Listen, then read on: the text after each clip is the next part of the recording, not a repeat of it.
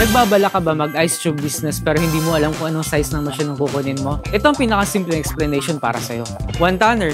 One tonner that can produce 1,000 kg per day. Best for small areas, starter business, low to medium demand. Why choose?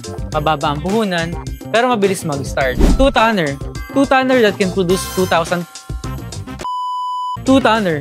Two tonner that can produce 2,000 kg per day. Best for small to medium areas. May suki at stable demand. Why choose?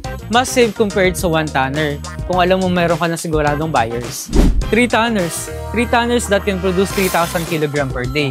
Best for na barangay na malapit sa palengke, restaurants, karenderya, and bars. Business owners na ayaw maubusan ng stocks. Why choose? Balance sa demand at operating cost. 5 tonner. 5 tonner that can produce 5,000 kg per day. Best for city level demand, multiple resellers, may plan mag-scale.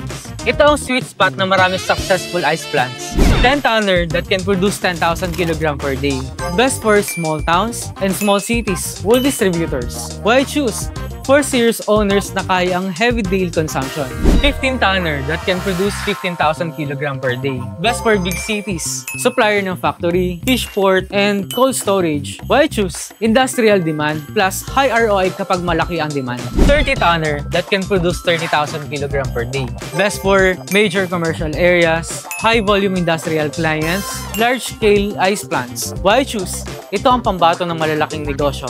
Massive output and massive income. Kaya bago ka bumili ng machine, isipin mo muna kung anong market mo. Small, medium, and large. Meron kang powerhouse machine sa kahit anong level. Powerhouse number 1.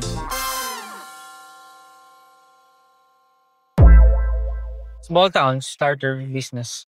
No to medium din. Small town starter business.